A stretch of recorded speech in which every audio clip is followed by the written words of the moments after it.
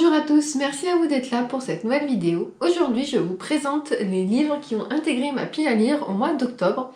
Donc je vous avais déjà fait un petit book haul il y a 2 ou 3 semaines il me semble, où je vous présentais mes achats et mes réceptions de fin d'été. Et là du coup c'est pour le mois d'octobre. Comme vous pouvez le voir, il y en a quand même quelques-uns. J'ai fait 4 piles. La première pile ce sont des cadeaux. La deuxième pile c'est un livre qu'on m'a donné. La troisième pile, ce sont des services de presse, donc je suis assez contente qu'elle soit encore un peu élevée. Et la quatrième pile, ce sont mes achats. Et celle-ci, je suis moins contente qu'elle soit un peu haute. Après, j'avais déjà annoncé la couleur dans ma précédente vidéo en disant que j'avais craqué au mois d'octobre. Donc voilà, c'est vrai. Et j'ai prévu au mois de novembre de craquer pour au moins 2 livres pour l'instant. Faudra que je sois raisonnable parce que c'est quand même la période des cadeaux de Noël.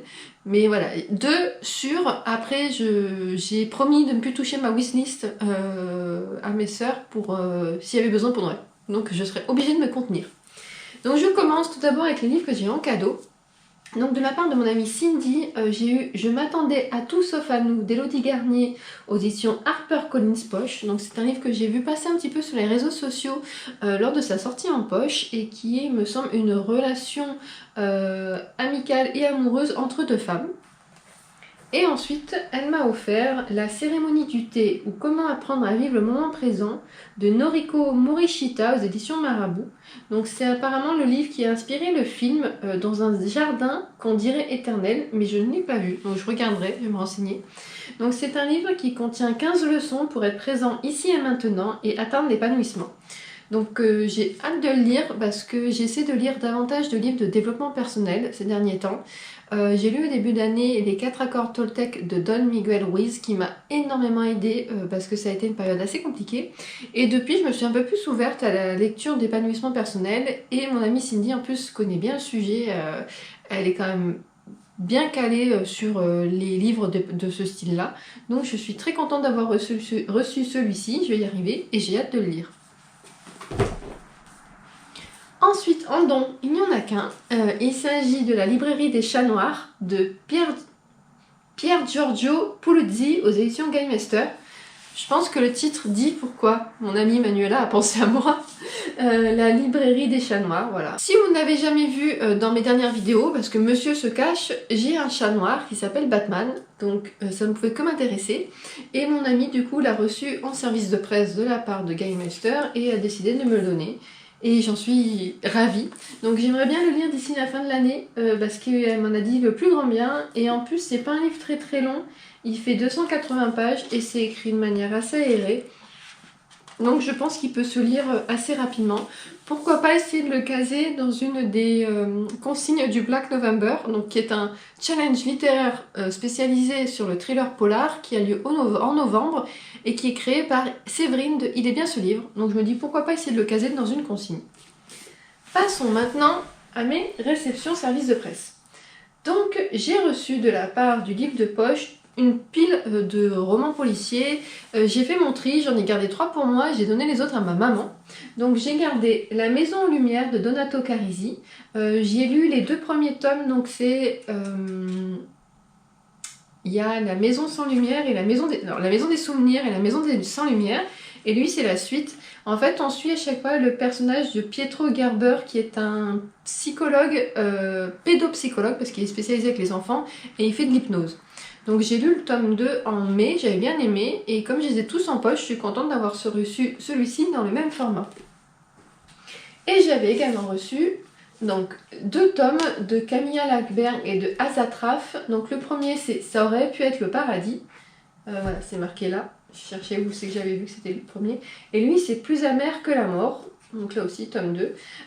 Pour la petite anecdote, j'avais acheté celui-ci lors de mon craquage pour celui-ci, du mois d'octobre, et en fait j'ai reçu le colis une semaine après, donc je l'ai ramené et du coup j'ai racheté un autre livre à la place.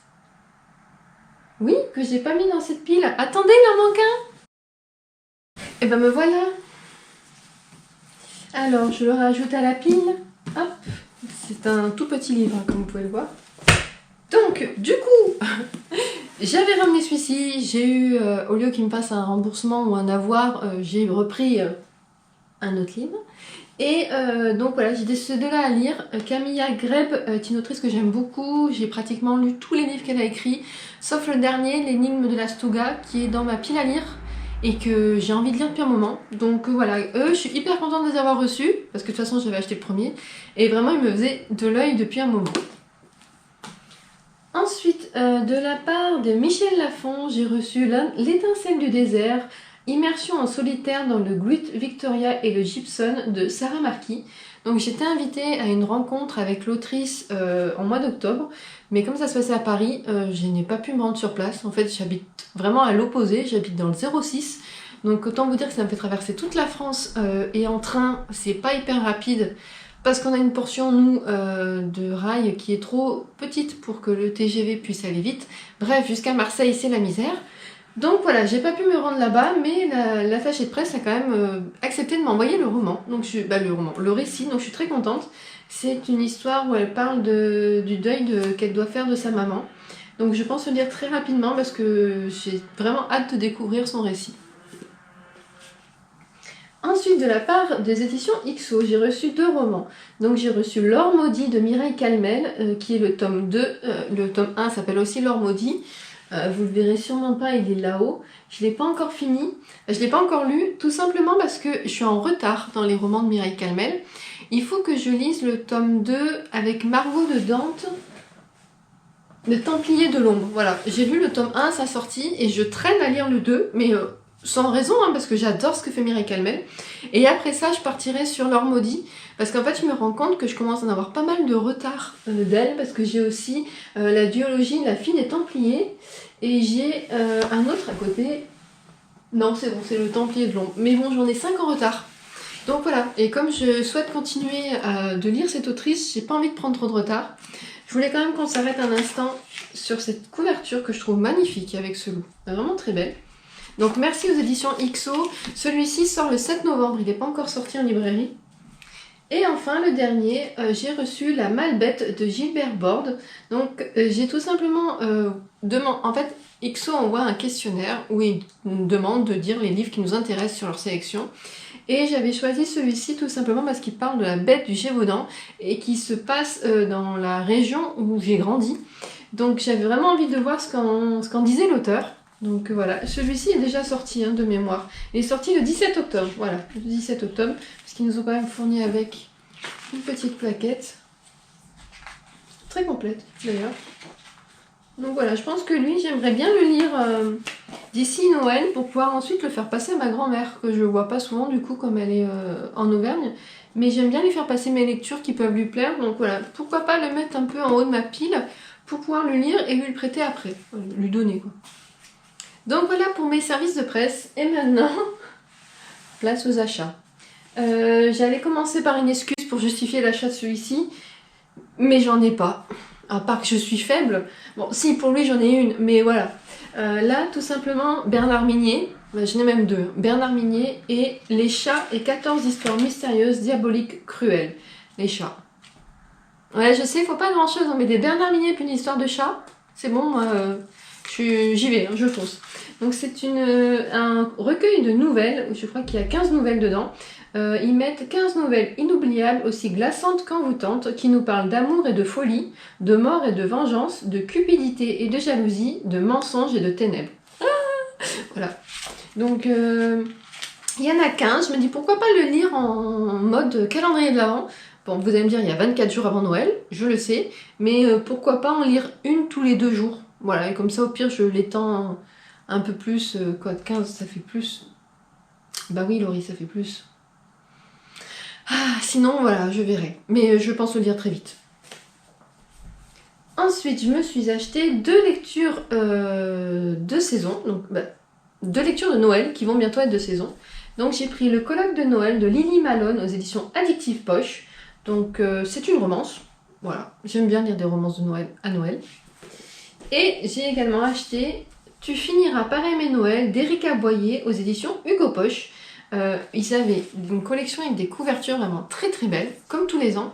Mais pour l'instant, il y avait que celui-ci qui m'intéressait en titre, donc je verrai après plus tard si j'ai envie d'en lire d'autres. Je constituerai très bientôt ma pile à lire spéciale Noël parce qu'au mois de décembre je veux lire Noël. Voilà, donc il y aura déjà ces deux-là. Mais j'en ai d'autres qu'il me reste dans ma bibliothèque de l'année dernière que j'avais gardé. Donc je vous partagerai ça très vite. Ensuite, j'ai acheté et déjà lu Mon chat à tout faire est encore tout déprimé de Itsuzi Yamada aux éditions Mian. Donc c'est un manga que j'adore. Voilà, c'est le tome 6, je l'ai lu assez vite après l'avoir acheté. On retrouve Yukishi, qui est le chat, qui s'occupe de sa maîtresse, de la personne, de l'humaine chez qui il vit. Et c'est un vrai chat d'intérieur et j'adore, vraiment j'adore, je me régale avec ce manga, c'est un de mes mangas préférés. Ce qui est bien aussi avec ce manga, c'est que c'est un grand format, il y a quand même plus d'une centaine de pages et il ne fait que 6,95 €. Je trouve que c'est à noter parce que maintenant les mangas ils sont limite aussi chers qu'un livre de poche. Ce que je peux concevoir parce qu'il y a quand même de l'illustration, mais à la base c'était quand même censé être un peu moins cher que le livre de poche et en fait là ça commence vraiment à être presque kiff-kiff au niveau des prix. Mais lui il arrive encore à sortir du lot et c'est vraiment un manga que je vous recommande grandement. Ensuite, j'ai acheté un autre manga, lui je ne l'ai pas encore lu, il s'agit de Fangirl de Sam Max et de Gaby Nam. Donc c'est une adaptation du roman de Rainbow Rowell, donc, qui s'appelle aussi Fangirl, que j'ai lu